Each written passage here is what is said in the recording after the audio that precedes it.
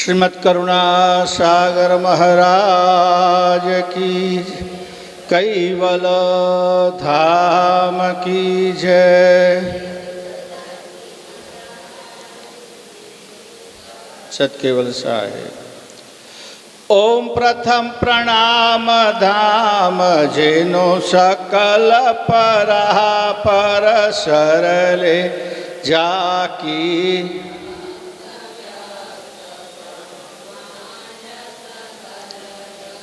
जय जय कैवलनाथ सनातन अखिलानंद अविनाश विलासिक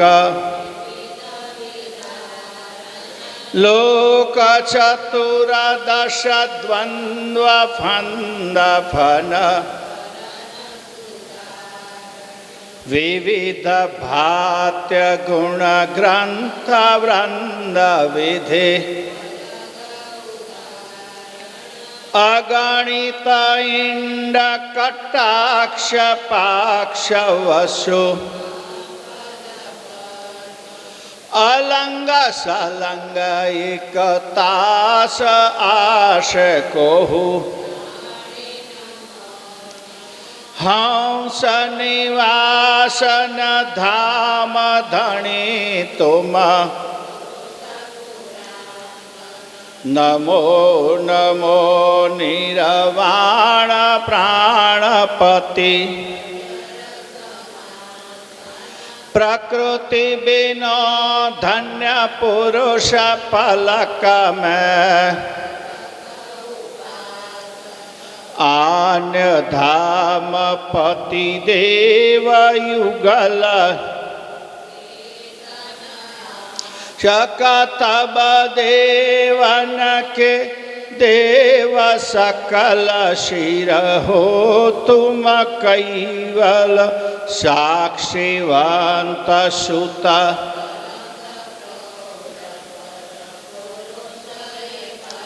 मल जय करुणामय कंथ अंत मध्य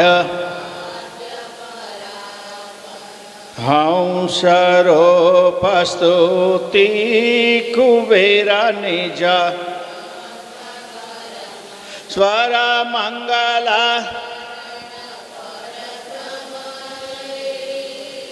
धरन सजन उर ध्यान अवग्राम सुना हो लोक असंख्य उत्पन्न गति सप्तदीप सुर धाम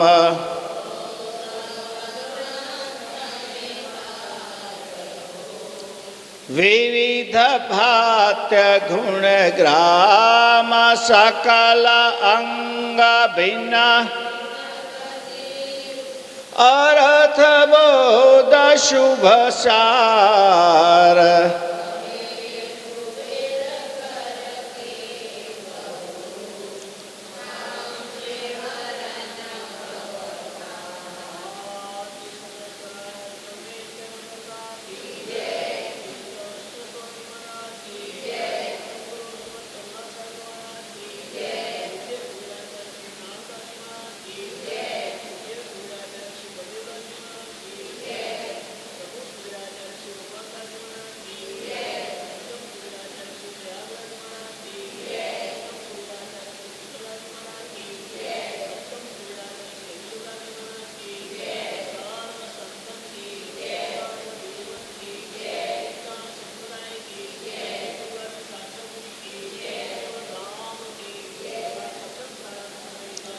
सतकेवल साहिब, सतकेवल साहिब, सतकेवल साहिब, सतकेवल साहिब। कैवलम चिदेनम वेनम वयन्नम दिधन्नम निरालम नारायणम महन्नम रणेयम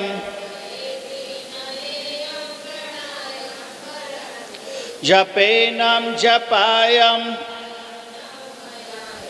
मनाति मगोयं जहानं धाता ध्येयन्नं विच्छन्दं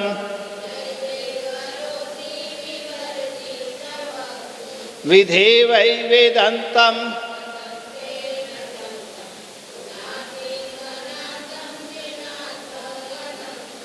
अगाधं बहोर्धं नमामि नमस्तु। श्रीमद्करुणा सागर महाराज की जय। कैवल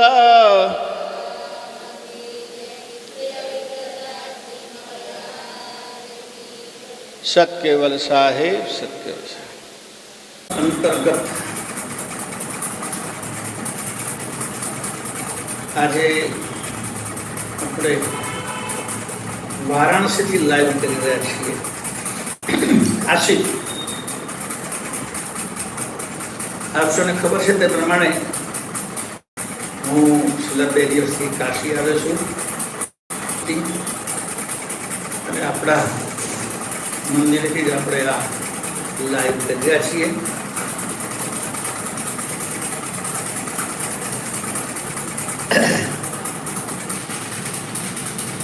मैं एक दिन पहला प्रवचन में कहूँ तो मैंने सर्दी थी है, सर्दी मटी गई। हमारा एक भाई मयूर भाई सारसाना फ्लोरिडा में रहे छे। एमणे एक मैसेज मोकलाव्यो। एमना मातुश्री शारदाबेन शारदाबा बहुत परम गुरुना उपासक था। आखू परिवार पहले बीजे परम गुरु पोताना हाथे आपेलो रूमाल हजू आ परिवार में प्रसादी साचवी राख्यो छे। ए शारदामाना आम एमनी जे केवलधाम वास्तुथी आवे छे 23મી સપ્ટેમ્બર એટલે પિતૃપક્ષ નિમિત્તે 11,000 રૂપિયા એક દિવસના યજમાન તરીકે 5,000 અખંડ જ્યોતમાં 5,000 ગૌશાળામાં એમના તરફથી આવ્યા છે। એટલે જે ભાદ્રપદ પિતૃપક્ષ છે એમાં એક યજમાન બન્યા છે। એ સિવાય અમારા જિગ્નેશભાઈ અમેરિકામાં સાઉથ કેરોલિનામાં દાહોદમાં એમણે કેવલધામવાસ સોમાભાઈ લલ્લુભાઈ પટેલ કાંકલા પૂર્ણિમાના દિવસે દુશ્રાદ્ધ પક્ષ છે એમના નામે પછી કેવલધામવાસી ગોરધનભાઈ મોતીભાઈ પટેલ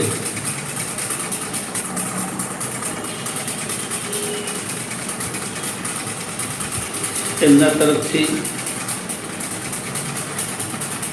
પછી એમના પિતાશ્રી મનુભાઈ છોટાભાઈ દાવોલ ભાદરવદ સાતમ એમણે પણ એમના માટે પણ तिथि लखाई है। रेवाबेन सोमाबेन पटेल कांकलाव 9 भादरवद श्राद्ध पक्ष में ए निमित्ते एमनी तिथि है। અને कैवलधामवासी अस्मिताबेन सुभाषભાઈ पटेल कांकलाव एमने दर्शन એટલે આ પ્રમાણે 5 શ્રાદ્ધ પક્ષની તિથિ અમારા જિગ્નેશભાઈ લખાવી છે। तो हवे आज मारे आने पर स्वास्थ्य संबंधी आज प्रवचन में बात करनी है कि आगली कथा में कहूँ शरीर माध्यम खलु धर्म साधनम। शरीर એક માધ્યમ છે ધર્મની ધર્મનું સાધન કરવાનું, ધર્મની સાધના કરવાનું સાધન છે. અને સ્વસ્થ હોવું એ બહુ જરૂરી છે. પણ એને સ્વસ્થ રાખવા માટે આરોગ્યના કેટલાક નિયમોનું આપણે પાલન કરવું પડે. આરોગ્યના નિયમોનું પાલન એ બહુ મહત્વનું છે, જેનાથી મનુષ્યની ઇમ્યુનિટી પાવર, માણસનો રોગ પ્રતિરોધક શક્તિ એનામાં ડેવલપ થવી જોઈએ. કુદરતે આપણા શરીરની રચનામાં કેટલીક બાબતો વિશેષ મૂકી છે જે શરીરના રક્ષણ માટે, પરંતુ આપણી કેટલીક ખોટી ટેવોના કારણે, જેને કુટેવ કહીએ, અથવા સંયમના અભાવને કારણે આપણે આપણા પર સંયમ નથી રાખી શકતા, જેને કારણે આહાર વિહારમાં આપણે સાચવી શકતા નથી. પરિણામે શરીર રોગનું ઘર બને છે. રોગ થવાના ગમે તે કારણ હોઈ શકે. હવા, પાણી, કોઈનો સંસર્ગ, ખોરાક, હેરિડિટરી, વાંશિક, અનુવાંશિક, આવા ઘણા બધા કારણો છે રોગ થવાના. પરંતુ બધાની સામે ટકવા માટે આપણે આપણા શરીરમાં રોગ પ્રતિરોધક શક્તિ જે કુદરતે આપી છે તે એને આપણે સાચવવું પડે. તો તમારો જે પાવર છે, ઇમ્યુનિટી પાવર, એ રોગ સામે આપણને રક્ષણ આપે છે. દળની એલર્જીથી મને શરદી થઈ, પણ આગળ કહ્યું તેમ કે લગભગ મને ગમે તે સંજોગ વરસાદ શરદી થાય. કદાચ ઠંડા શિયાળામાં પણ કોઈ વખત શરદી મને થઈ જાય છે. સવારે વહેલા ઉઠવાની મને ટેવ છે અને હું વહેલા ચાલવા જાઉં અને પવન હોય શિયાળામાં તો મને ઠંડીના કારણે શરદી થઈ જાય છે. પરંતુ એક દિવસથી વધારે મારી શરદી રહેતી નથી. એ મારો અનુભવ છે. એની પાછળની આ જ વસ્તુ છે: નિયમિત જીવન, રોગ પ્રતિરોધક શક્તિ શરીરમાં હોવી, અને હું એલોપેથિક દવાનું સેવન નથી કરતો.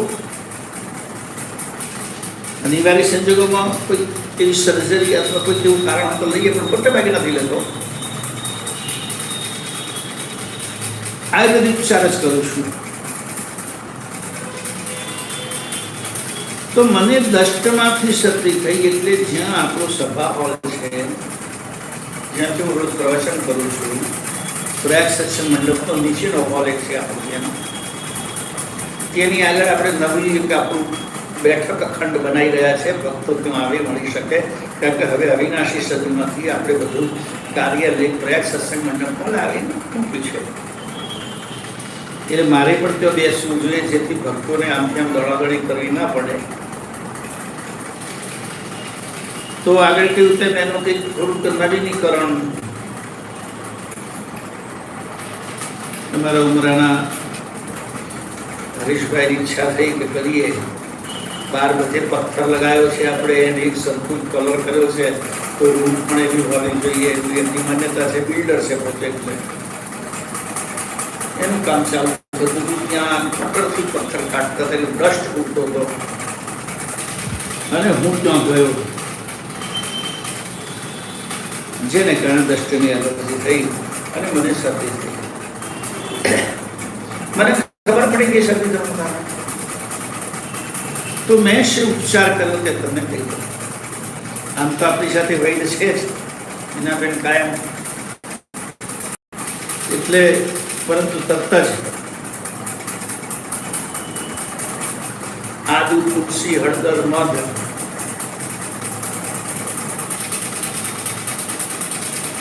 आ भीमक्रीम में रात्रे सूता पहला लई लीधो।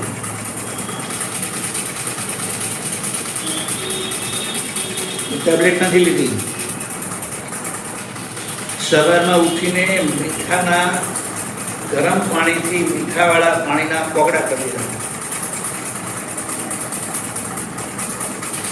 બસ પતી ગયા, બીજું કશું કર્યું નથી।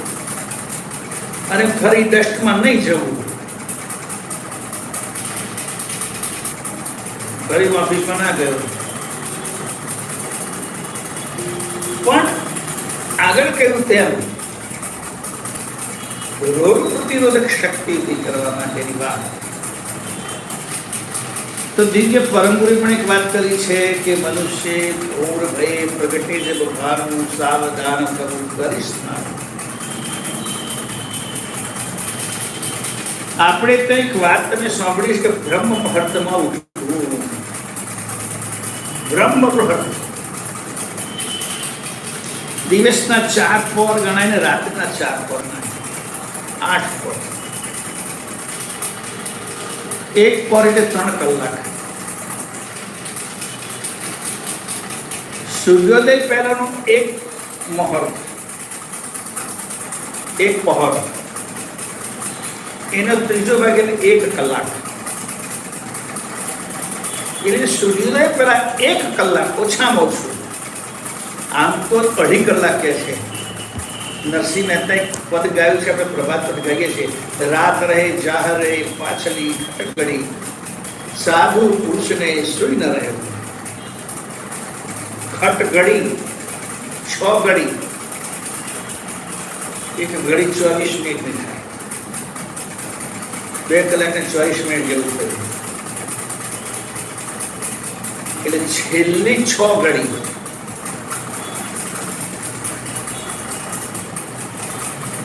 दिवस रात्रि 60 घड़ी गणाय।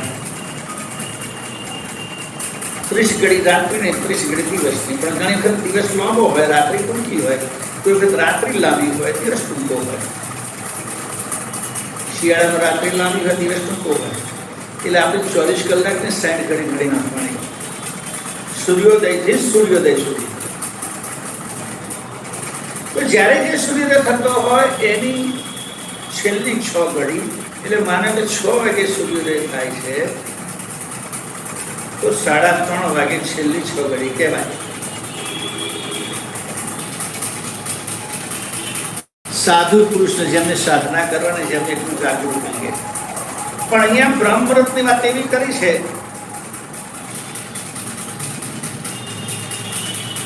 કે પાછલી સૂર્યોદય પહેલા કેટલા લોકો 72 મિનિટને બ્રહ્મ ઘડી કહે છે,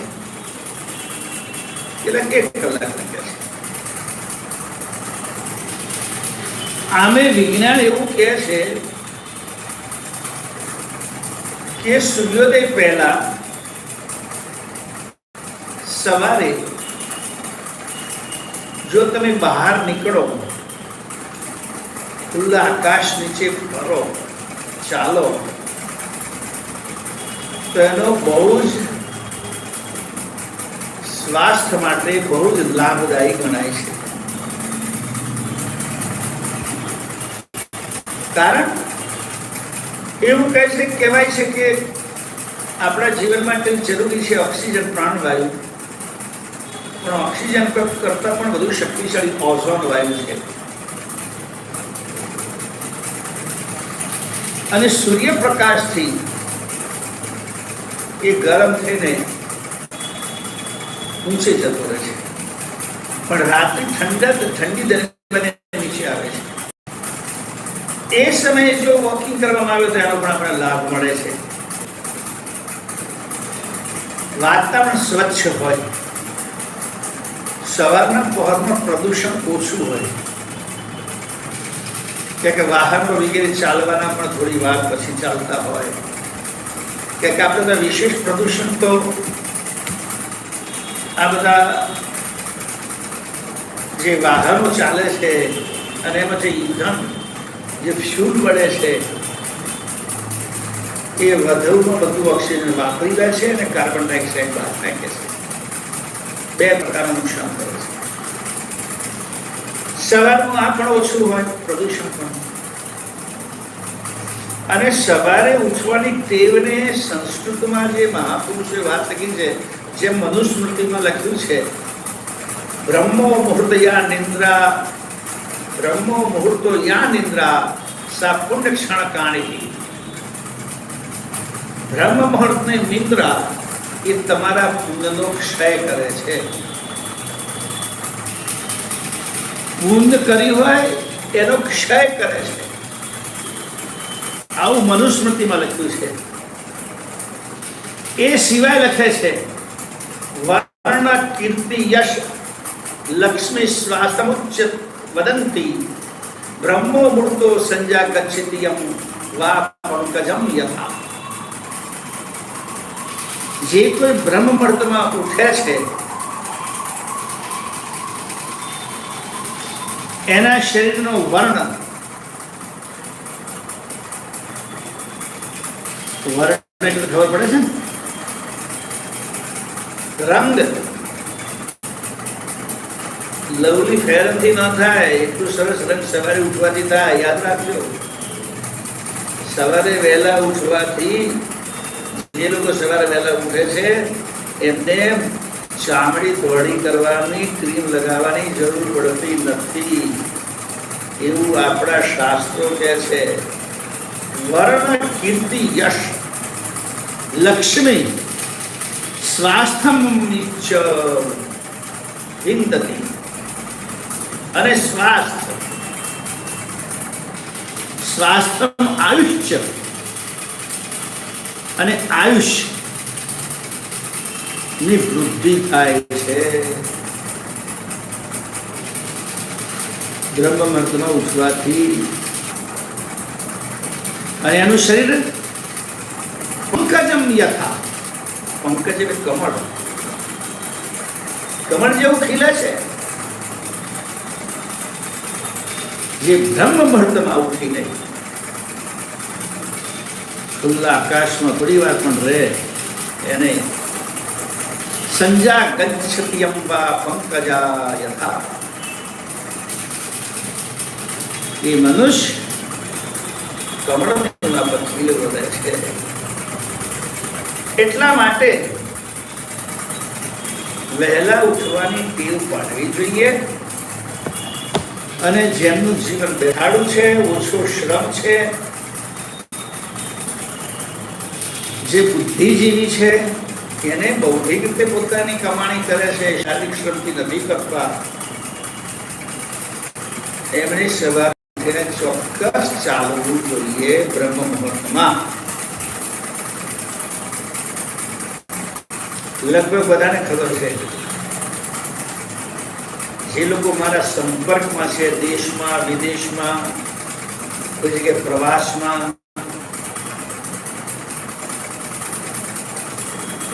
કે સવારે વહેલા ઉઠીને મોર્નિંગ વોકિંગની મારી ટેવ ખબર નહીં ક્યારથી છે, પણ હું હંમેશા સાચવી રાખું છું. જેના કારણે શરીરમાં એક પ્રકારની ઉર્જા રહે છે. બીજું સાથે સાથે આ કેટલાક નિયમ જીવનમાં ભણી લેવા જોઈએ. ઘણા બધા કહે છે રાત્રે સવારે વહેલા ઉઠાતું નથી, તો સવારે વહેલા ઉઠવું હોય તો વહેલા સૂવું પડે. રાત્રે વહેલા જે સૂએ વહેલા ઉઠે વીર. આપણે ત્યાં એક ખોટી પ્રથા ચાલે છે, રાત્રે મોડા સુધી જાગવાની અને સવારે મોડે ઉઠવાની. આ આરોગ્ય માટે બહુ જ હાનિકારક છે. અને જે લોકો રાત્રે ખાય છે અથવા રાત્રે હરવા ફરવા નીકળે છે, કેટલાને રાત્રે ચક્કર મારવાની ટેવ છે. અમે ગામમાં જોઈએ છીએ, ટૂંકા ટૂંકા ચડ્ડા બનિયાન ભરી નીકળ્યા હોય રાતે જાણે. કોઈ કોઈનું બહારથી આવું કોઈ મને મળે ને તો હું તો એમને મજાક તરત જ કરું. હલા ભાઈ કોઈ ઘેર જતા રહો, હું કે કેમ ગુરુજી? મેં તો હમણાં છાપામાં આવ્યું છે પેલા રોડ ઉપર બે ત્રણ ગાડીઓ લૂંટાઈ છે ને લૂંટવાવાળા ચડ્ડી બનિયાન વાળા હતા. પેલા ખબર તો પડી જાય હું શું કહેવા માંગુ છું. તો રાત્રે ચડવા વાળા ફરવા વાળા એટલે ચડવું અને ફરવું અને ખાવું બંને થાય, એને નિશાચર કહેવામાં આવે છે. ડિક્શનરીમાં જોઈ લીધો નિશાચરનો અર્થ. નિશાચર એટલે ભૂત પિશાચ પણ કહેવાય ને નિશાચર એટલે રાક્ષસ પણ કહેવાય. હીણ વૃત્તિના પ્રાણીઓને રાક્ષસ કહેવાય છે. એટલે આપણે આરોગ્ય સંબંધી કેટલી ખોટી ટેવો પાડી છે એમાંથી આપણે જરા આપણી જાત ઉપર કંટ્રોલ કરવો પડે.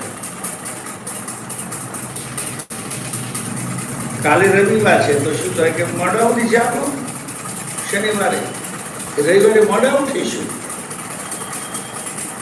હું એમ કેવું છું બધાને કે તમારે રજા હોય તો વહેલા સુઈ જાઓ, પણ ઉઠવાની બાબતમાં બોંચોડ ના કરશો. ઠીક છે, જે લોકોને રાત્રે કામ કરવાનું એમના માટે ઠીક વાત છે, એ દિવસે ઊંઘી લે. રાત્રે ઘણી ઘણી ફરજ એવી હોય કે એમને રાત્રે જાગવું પડે. એમનો વ્યવસાય, એમની નોકરી, એમની ડ્યુટી એમની હોય કે રાત્રે જાગવું પડે. પણ એવા જે લોકો નથી એમને હું ખાસ કહું છું કે તમે રાત્રે જાગવાનું બંધ કરો અને વહેલા શું તો તમારાથી વહેલા થશે. પુખ્ત વયના માણસ માટે 7 કલાકની ઊંઘ જરૂરી છે.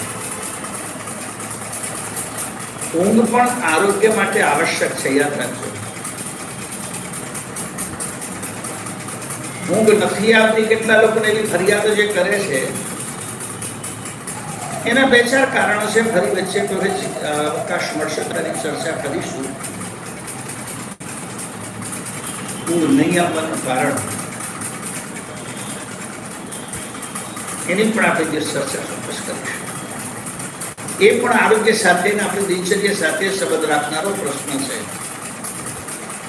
ચિંતા, ટેન્શન, સ્ટ્રેસ આ બધું તો છે જ, પણ સાથે સાથે આપણી જીવન પદ્ધતિ પણ એમાં કારણભૂત છે. અને શરીરને ટેવ પાડો તેની પડે જોઈએ. હું એક વાત કરું તમને કે જે રામ જન્મભૂમિ આંદોલન ચાલતું હતું ત્યાં પછી તરત ચૂંટણી આવી અને એવું નક્કી કર્યું કે આ વખતે હિન્દુત્વવાદી લોકોને જીતાડવા માટે સંતો મેદાનમાં આવું પણ કૂદી પડે તો બધાને ખબર છે. જાહેર સભામાં જવાનું, આવની સભાઓ રાત્રે જ હોય. ગામડાઓની લોકો આખો દિવસ કામ ધંધો કરતા રાત્રે ફ્રી હોય. અમે લોકો જતા રાત્રે 8-9 વાગે નીકળીએ, રાત્રે 1 વાગે 2 વાગે બહાર આવી આવું. 1-1.5-2 મહિનો ચાલી. પરિણામ સ્વરૂપે મારી સ્થિતિ એવી થઈ ગઈ કે ચૂંટણીઓ તો જતી રહી, જેને જીતાડવા તેવા ઉમેદવાર જીતી પણ ગયા, પણ આપણી ટેવ બદલી ગઈ. ઊંઘ જ ના આવે. કેટલા દિવસો વ્યતીત થઈ ગયા, 12-1 વાગ્યા સુધી ઊંઘ જ ના આવે.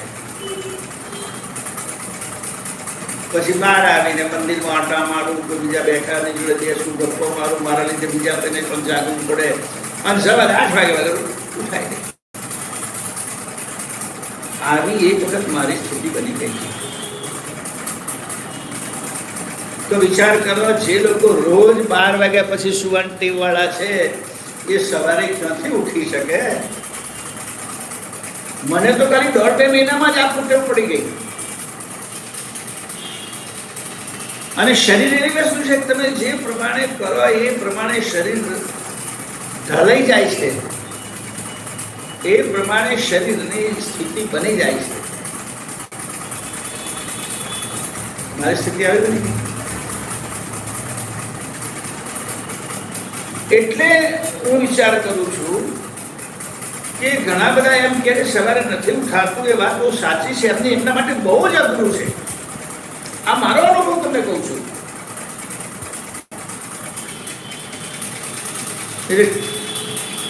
પછી મને તો ધીમે ધીમે કોઈ આદત ચાલે નહીં. એકાદ મહિનામાં મેં ઠેકાણે લાવી દીધું. ત્યાર પછી નક્કી કર્યું ગમે તેવું હોય તો પણ મોડા સુધી તો નહીં જ જાગવું, ટાઈમે ઊંઘી જવું છે. બહાર પણ ગમે તે કાર્યક્રમો હોય, પારાયણના, સત્સંગના, હું 10 વાગે મારો કાર્યક્રમ પૂરો કરું અને આવીને કશી જ ભાંજગડ વગર સુઈ જવાય. પછી સપ્તાહના કાર્યક્રમો ચાલતા હતા આપણા દિલ્હીના, તો માત્ર જે દિવસે પરમ ગુરુ પ્રાગટ્ય હોય સપ્તરીની કથામાં, તે દિવસે જ હું મોડા સુધી ચાલું. એ તો પરમ ગુરુ પ્રાગટ્ય થવાનું એટલે. બાકી કથામાં શરૂઆતમાં આશીર્વાદ આપી અને થોડી વારમાં ઉઠી જતો રહો તો તમે બધા જોતા હશો. આખી કથામાં નતો બેસતો, કારણ કે તમે બધા વિચાર કરતા અમે તો રાત્રે કથા બેસતા હતા. તમારા અઠવાડિયે એક જ વખત જિંદગીમાં અઠવાડિયું, મારે તો સળંગ કથાઓ હોય. મને ટેવ પડી જાય પછી. એટલે જે લોકો સવારે નથી ઉઠી શકતા એની પાછળનું કારણ છે કુટેવ. હવે ઉઠ્યા, થોડું તમે વોકિંગ કર્યું, ત્યાર પછી બીજો વિષય આવે છે યોગાસન ને પ્રાણાયામ. પહેલું સુખ તે જાતે નર્યા, ગુજરાતી ભાષાની કહેવત. જાતે નડ્યા, ધ્યાન રાખજો. કેટલા એમ કે પહેલું શું કે જાતે નડ્યા.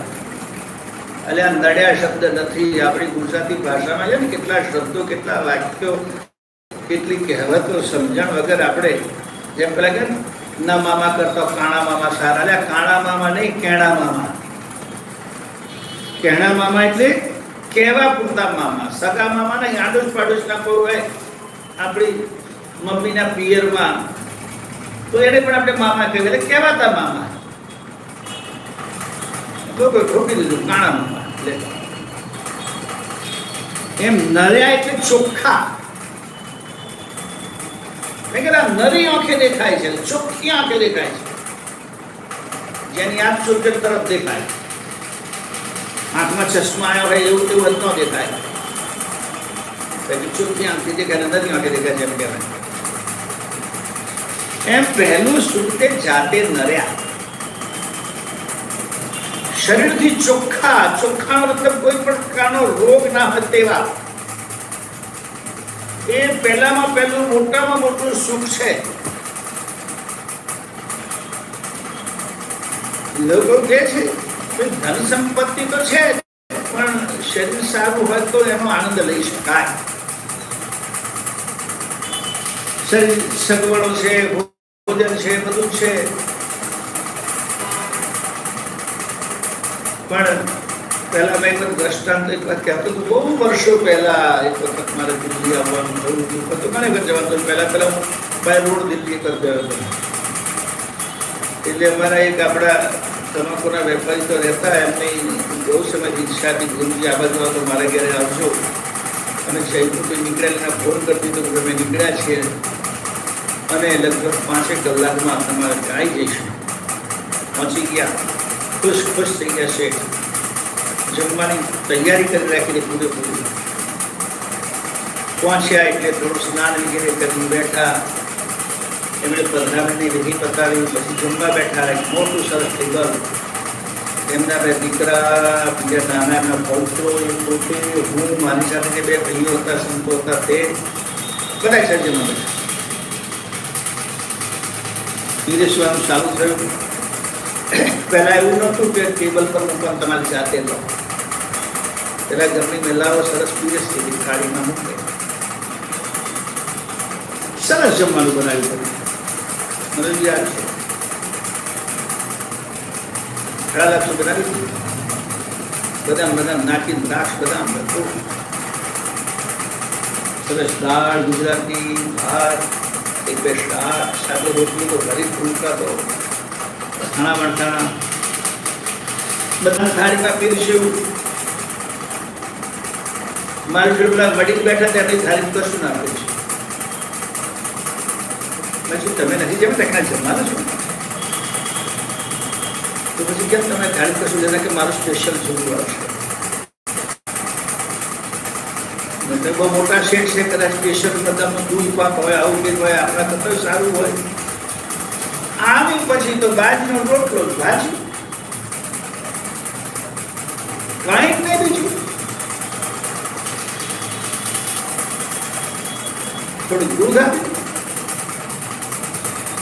મેં પૂછ્યું આવું કે બાયપાસ કરાયું છે, ડૉક્ટરે મીઠું લેવાની ના પાડી છે, ચરબીવાળો ખોરાક લેવાની ના પાડી છે, સુગર પણ છે તે ગળ્યું ખાવાની ના પાડી છે.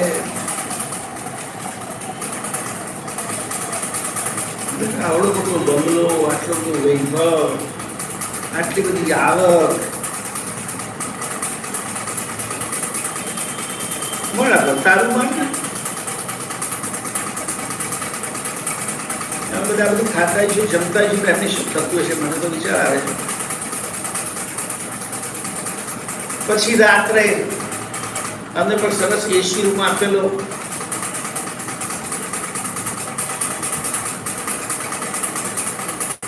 મને કહે છે ગુરુજી થોડી વાત કરવી છે તમારી જોડે. બોલો શું છે? પરિવારના થોડા પ્રશ્નો છે, તમે કંઈક માર્ગદર્શન આપો.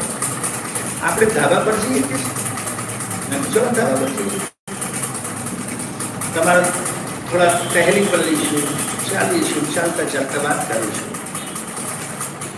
ચાલ્યા અડધો પોણો કલાક એમણે બધી વાત કરી.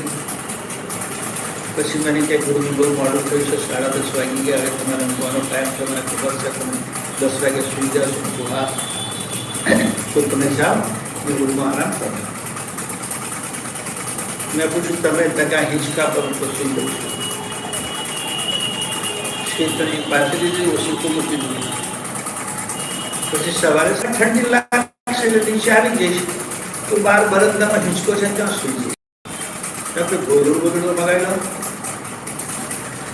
કે આવા હાર્ડ લાકડા પર સુવાનું આખી રાત. કે મને ડૉક્ટરે કડક પથારી પર સુવાનું કહ્યું છે, કારણ કે મારો 3જા નંબરનો મણિકો ઘસાયો છે, એટલે મને ગાદલા ઉપર સુવાની ના પાડી છે. તો મને બહુ આશ્ચર્ય થયું. તો વૈભવ તો છે તમારી પાસે, પણ ભોગવી શકાતો નથી, કારણ કે શરીર રોગનું ઘર બની ગયું છે. તો બધું શાનું શું કામનું થાય? કોના માટે કમાવાનું? એટલા માટે આરોગ્ય સંબંધી કેટલાક નિયમોનું ચુસ્તપણે પાલન કરો.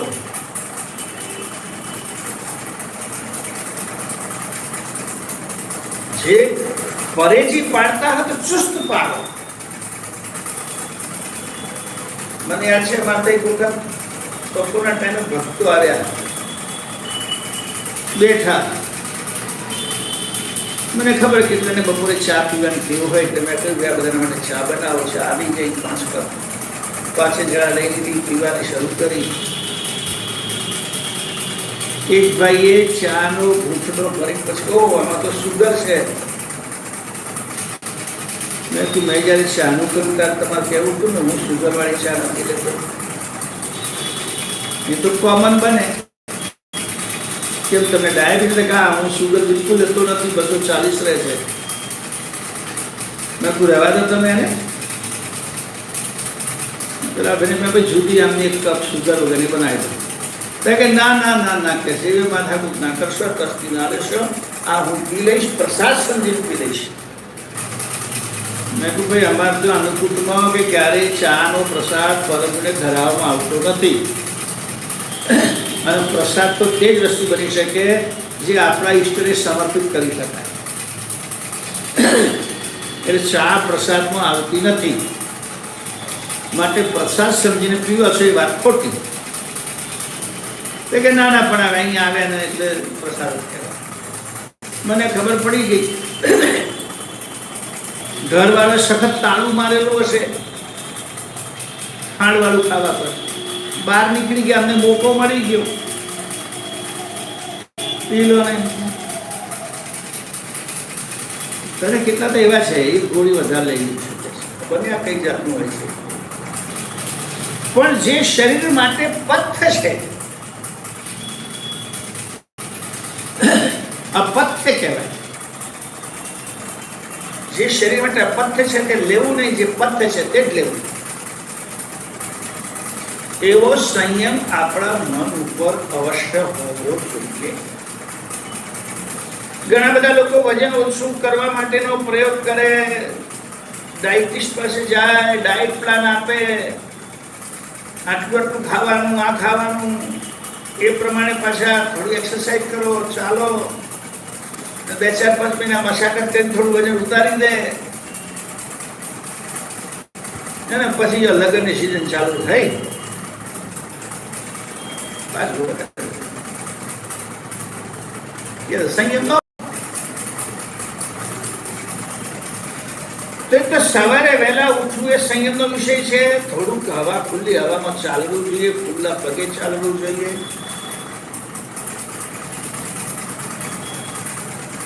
ધરતી માતા આપણું કહેવાય જે આપણું પાલન પોષણ કરે છે જેમાંથી આપણે પોષણ મળે છે બધું એમાંથી જ મળે છે પાણી સહિત એની સાથે આપણા શરીરનો સંપર્ક તો ખુલ્લા પગે ચાલીએ ખુલ્લામાં ત્યારે થાય ને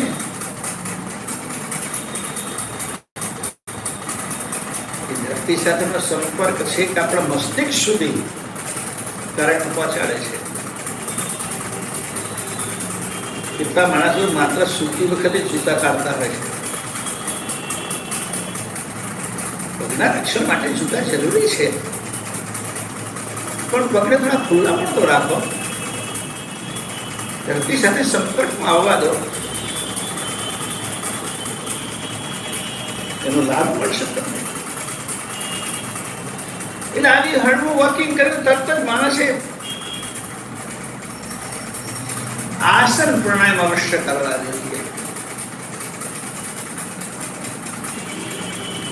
સ્વસ્થ શરીર રાખવા માટે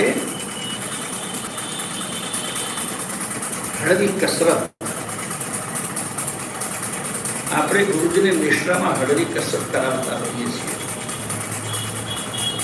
અને હું તમને વાત કરું છું આ હળવી કસરત હું માત્ર ગુરુજી નિશ્રામાં જ કરાવું છું ને મારા જીવનમાં તો પ્રતિદિન હોય છે સિવાય કે બહાર જવું ત્યારે મારે બહાર પ્રવાસ રહે છે વધારે એટલે થોડુંક અને એમાં વિશેષ કે અમેરિકા વગેરે જેવા થાય ત્યારે થોડી અનિયમિતતા આવી જાય છે બાકી ગુરુગાદીમાં તો અનિયમિતતા રહે નહીં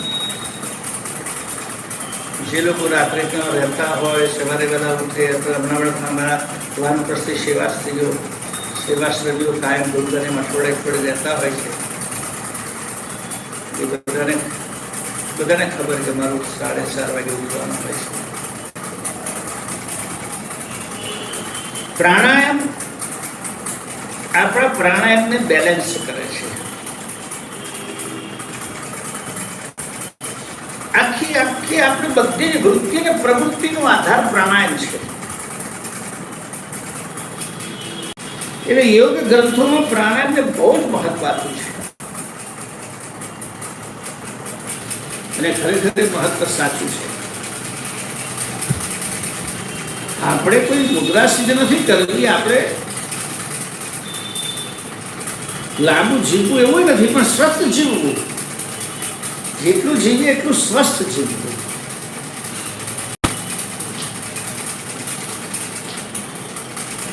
આપણો અમર મંત્ર પ્રાણાયામ ઉપર આધારિત છે. એનું સ્મરણ પ્રાણાયામ સાથે જોડાયેલું છે. વાત કરીશ તમને દિવસ અમર મંત્રની, પણ અત્યારે કહું તમને કે જે આપણે શ્વાસ લેવાની બે નાસિકા ગણાય છે, ઈંડા ને પિંડા, ઈંગલા ને પિંગલા, સૂર્ય ને ચંદ્ર.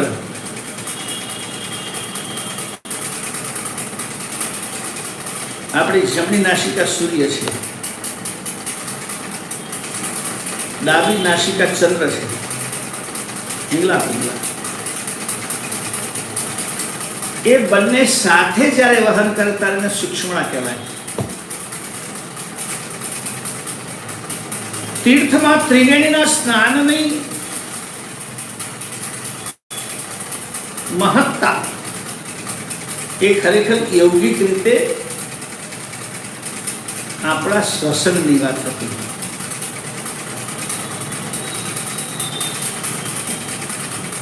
એવો અભ્યાસ કરવામાં આવે કે આપણી બંને નાસિકા સાથે ચાલે. ઈંગલા પણ નહીં, પિંગલા પણ નહીં, બંને સાથે ચાલે.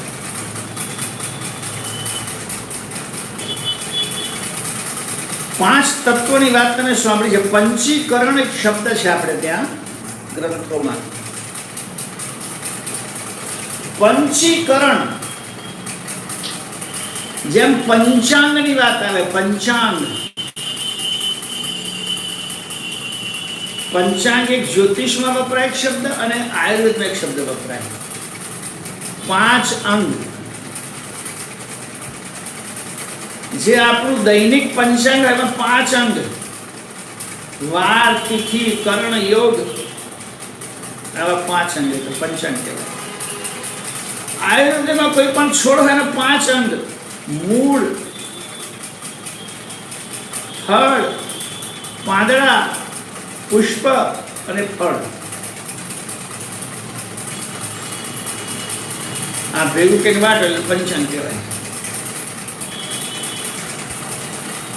તો પંચીકરણમાં પાંચ વસ્તુ, જે પાંચ મહાતત્વો આપણા છે, એમાંથી બધું જ ઉત્પન્ન થયું છે. પૃથ્વી, જલ, અગ્નિ, વાયુ અને આકાશ.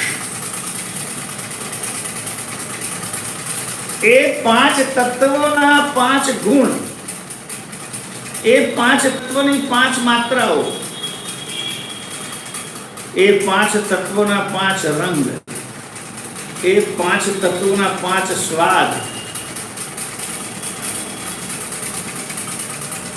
આ પાંચ તત્વોમાંથી આપણે અનુભવીએ છીએ. જે જમણી નાડી, જેને અમે સૂર્ય નાડી કહી છે, એમાં બે તત્વો વહન કરે છે: પૃથ્વી અને અગ્નિ. ડાબી નાડી, એમાં બે તત્વો વહન કરે છે: વાયુ અને જલ. અને બંને ભેગી થઈ જ્યારે ચાલે એમાંથી આકાશ તત્વ વહન કરે છે. એ વખતે એમાં આકાશ તત્વ સવાર હોય. જે તત્વ સવાર હોય એનો ગુણ, એનો સ્વભાવ આપણા વ્યવહારમાં અને વૃત્તિમાં કાર્ય કરે છે. અગ્નિ તત્વ, એનો તીખો સ્વાદ, લાલ રંગ, ગરમ સ્વભાવ આપણા વ્યવહારમાં આવી જાય. વાયુ ચંચળ, જલનો સ્વભાવ શીતળ, પૃથ્વીનો સ્વભાવ ભારે ખમ, ઊંઘ આવે, આળસ આવે, નિંદ્રા આવે. આકાશ તત્વ નિર્મલ, કોઈ પણ પ્રકારના વિકાર વગર. પણ એમ કહે છે મહાપુરુષો કે 24 કલાકમાં સંધિકાળમાં આપણી શ્વસન ક્રિયામાં આ આકાશ તત્વ આપોઆપ ચાલતું રહે છે. સંધિકાળ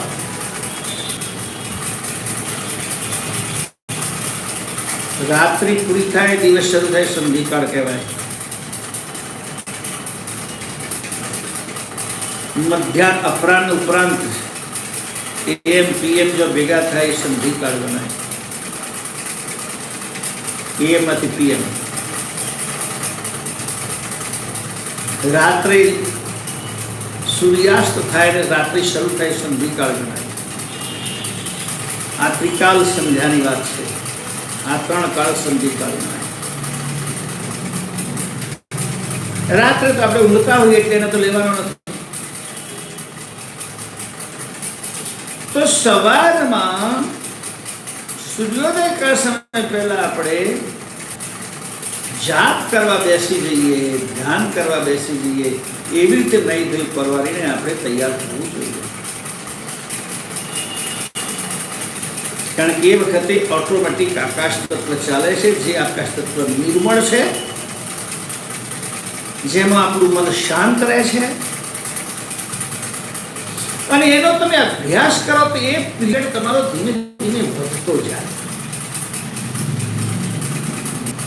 સમય વધે પછી ઘણા બધા કહેતા હોય છે કે અમર મંત્રો જાપ ગમે ત્યારે કરીએ તો ચાલે ને, અને પાછા આપણે જાતે જાતે પાછા એનું શોધી લાવે સમાધાન. પણ એ તો ગોળ તો ગમે ત્યારે ખાઈએ તો એ ગળ્યો લાગે, અંધારામાં ખાવ તો એ ગળ્યો લાગે, અને અજવાળામાં ખાવ તો એ ગળ્યો લાગે. ત્યારે હું કહેતો હોઉં છું, વાત તો સાચી છે, પણ અજવાળામાં ખાઈએ તો ચોખ્ખો ગોળ ખવાય, અંધારામાં ખાઈએ કદાચ કીડીઓ કે મંકોડા ચડેલા હોય તો દેખાય નહીં, સીધું જતું રહે અંદર. એટલે અજવાળામાં ખાવો સલાહ કરે છે. ગોળ જેવી વસ્તુ છે ભાઈ, કીડી ચડેલી પણ હોય, મંકોડા હોય. એમ અમર મંત્રનો જાપ ગમે ત્યારે કરો ચાલે, પરંતુ જ્યારે તમે મનને એકાગ્ર કરવા માંગતા હોવ, કોન્સન્ટ્રેશન કરવા માંગતા હોવ, તો તમારે સવારનું બ્રહ્મહોરની સાધના અવશ્ય કરવી જોઈએ. સૂર્યોદય થતા પહેલા આપણે આસન વાળીને બેસી જવું જોઈએ. કેટલા સરસ શબ્દો આપણે કરવું. ઘોર ભય પ્રગટે જબ ભાનું, સાવધાન થવું કરી સ્નાન. આસન દ્રઢ એકાંત જમાઈ, દુર્સરણ પ્રથમ લેવાય. એકાંતમાં આમ તો સવારનો એકાંત જ હોય, કારણ કે ગરબડ સવારમાં ઓછી ચાલુ થાય. ગરબડ કરતા આપણું મન દોડે પડે, એટલે આકાશ તત્વ ભંગ થાય પછી અગ્નિ તત્વ આવે, પૃથ્વી તત્વ આવે, અથવા વાયુ કે જળ તત્વ આવે. એટલે પહેલા આપણે પ્રાણાયામ કરી લેવા જોઈએ. એટલે મેં કહ્યું તમે આગળ થોડા વહેલા ઉઠો, થોડુંક પ્રચલન કરો, વોકિંગ, થોડોક આસન વગેરે કરીને તરત નાહી લો, સ્નાન કરો. સાવધાન થવું કરી સ્નાનું. વહેલા ઉઠીને સ્નાન કરવું. સ્નાન માત્ર સ્નાન એ આપણા શરીરમાં એક પ્રકારની સ્ફૂર્તિ લાવી દે છે. આખા શરીર પર જ્યારે પાણી બરાબર ફરતું હોય, ગરમ ઠંડુ ગમે તે, ગરમ નાવામાં કોઈ વાંધો નથી. ગરમની શરીરમાં ઠંડા પાણીથી નાવો, ઠંડી શરીરમાં ગરમ પાણીથી નાવો. સ્નાન કરવાથી આખા શરીર જ્યારે જળનો સ્પર્શ થાય છે, ત્યારે શરીરનું રુધિરાભિસરણ તંત્ર એકદમ સતેજ થઈ જાય છે. બધી આપણી ધમનીઓ સક્રિય થઈ જાય, ગરમ પાણી પડે છે, ફૂલી જાય, લોહી અવરોધ વગર શરીરના રોમ સુધી પહોંચી જાય,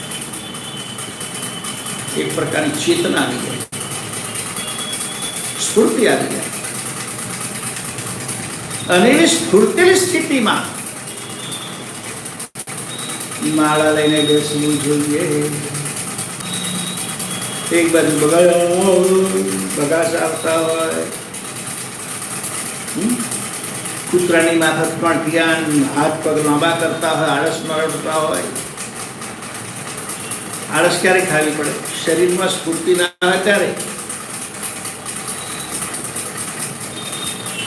સ્ફૂર્તિનું શરીર ચાલુ બનાવી લેવું થોડું, બહુ વધારે શ્રમ નહીં કરવો, હળવું વાતનું છે, ખુલ્લામાં કુદરતના ખોળે, કુદરતી એકદમ તાજી હવામાં થોડી હળવી કસરત, સ્નાન. દંતર જવાના આદિ ક્રિયાઓ તો કરી લેવાની, પહેલા દાંત સાફ કરવા એ બધું તો કરવાનું છે. કરીને પછી આપણે સ્નાન એવું પરવારીને મળાવીને બેસું. જુઓ, સૂર્યોદયની સંધિમાં આપણી માળા શરૂ થઈ ગઈ, આપણા હાથમાં માળા આવી ગઈ. દ્રઢ આસન વાળીને બેસી જવા.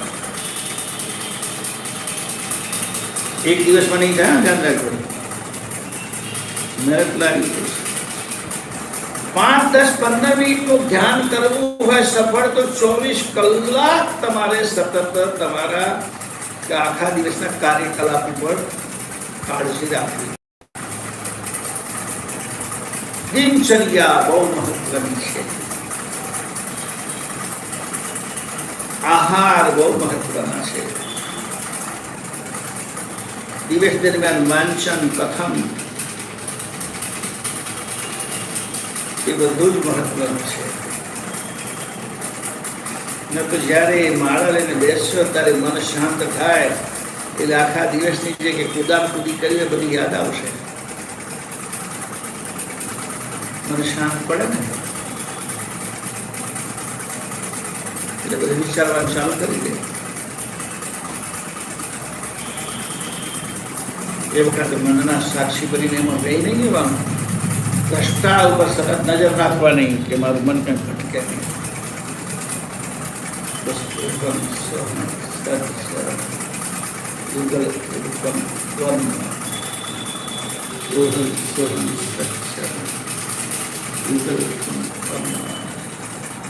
ચાર શબ્દ ઘડિયાળ સામે જોવાની જરૂર નહીં. બધાને અભ્યાસ થાય એટલા માટે તો મેં મારા અવાજનો અમર મંત્ર બોલીને ઓડિયો ક્લિપ બનાવી છે. ગુરુવારે સંપર્ક કરશો તો મળી આવશે. 2 માળા કર્યો તો 240. એની સાથે 48 મિનિટ સુધીની કરી છે. 6 માળા કર્યો 6 માળા સુધીની ક્લિપ મળશે.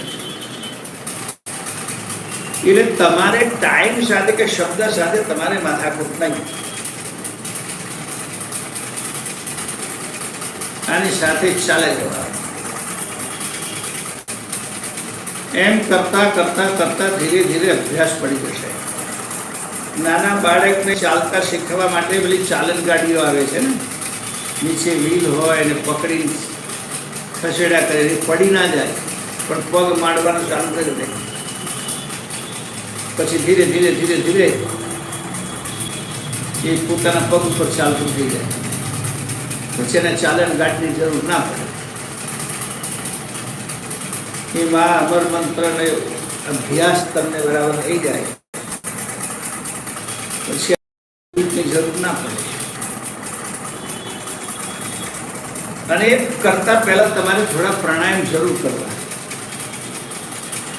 યોગાસન તો તમારે સ્નાન કરતા પહેલા કરી લેવા જોઈએ. હળવી કસરત, વોકિંગ બધું સ્નાન કરતા પહેલા કરી લેવાનું. સ્નાન કર્યા પછી જ ધ્યાન કરવા બેસતા પહેલા તમારે અનુલોમ વિલોમ પ્રાણાયામ કરવાનો. અનુલોમ વિલોમની વિધિ આપણે બતાવી છે. આ રીતે રાખીને નાસિકા પકડીને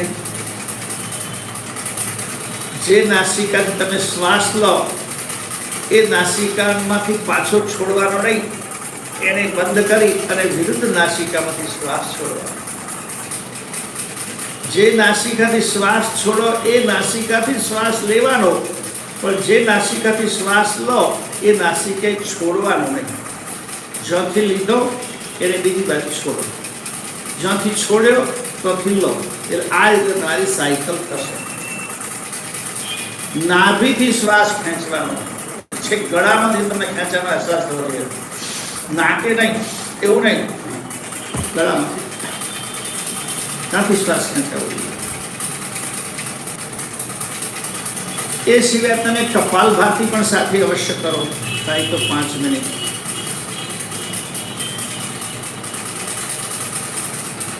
અને ત્યાર પછી દીર્ઘ પ્રાણાયામ શરૂ કરો. ભસ્તિકા થાય તો ઠીક છે. 4 પ્રાણાયામ મુખ્ય છે: અનુલોમ વિલોમ, કપાલભાતિ, ભસ્તિકા અને દીર્ઘ પ્રાણાયામ. આ દીર્ઘ પ્રાણાયામ ઓમકાર પ્રાણાયામ પણ સેમ છે, બહુ ખાસ ફરક નથી. પેલા આપણે ઓમ બોલતા બોલતા કરવાનું છે.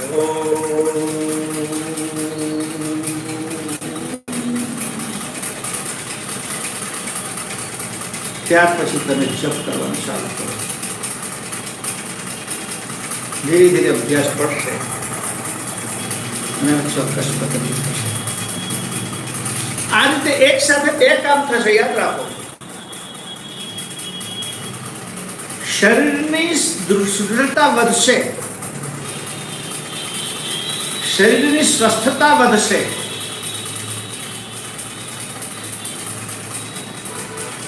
અને સાથે સાથે પરમ ગુરુ આપેલા અમર મંત્રથી તમારી એકાગ્રતા વધે છે. આ એકાગ્રતા તમને બહુ જ કામ લાગશે વ્યવહારિક જીવનમાં. ઘડી ઘડી ભૂલી જવાની પ્રોબ્લેમ છે એ ઓછી થઈ જશે. આમ ત્યાં વિચારે મન ચડી જાય છે, ઓછું થઈ જશે. સવારે ધ્યાન કરવાનું છે, આ બધું કરવાનું છે, યાદ રાખશો તો થોડો ગુસ્સો ઓછો થઈ જશે. હવે લોકો બધું રસોડું બનાવે છે ને, લોકો રાંધવાનો કુકર ન હોય અને એને વઘારવાનું ચડાવવા માટે પેન જુદા જુદા રાખે. પહેલા ઘરમાં તપેલા રાખતા હતા, રસોડા તપેલામાં રહેતા હતા, રસોડામાં તપેલા રહેતા હતા. હવે ઘરમાં અડધા પડતા તપેલા બહુ થઈ ગયા છે, વાતમાં તપી જાય. એટલે પછી સંઘર્ષ ઉભો થાય, તડકા ચડે. આ બધા આપણા સ્વભાવનું પરિણામ છે. એટલે એક તો તમારો ઇમ્યુનિટી પાવર વધશે, રોગ પ્રતિરોધક શક્તિ વધશે અને શરીર સ્વસ્થ રહેશે. એટલે મોડા સુવાની ટેવ બને ત્યાં સુધી છોડવાનો પ્રયત્ન કરો, વહેલા મોટાની ટેવ પાડવાનો પ્રયત્ન કરો. સંયમ રાખવો પડશે, મન મજબૂત રાખવું પડશે. ચોક્કસ તમે સફળ થશો, એમાં કોઈ શંકા નથી. પરમ ગુરુના આશીર્વાદથી તમે આવું કરો અને સ્વસ્થ બનો. એ પ્રયત્ન સાથે સૌને સત્કેવલ સાહેબ જય.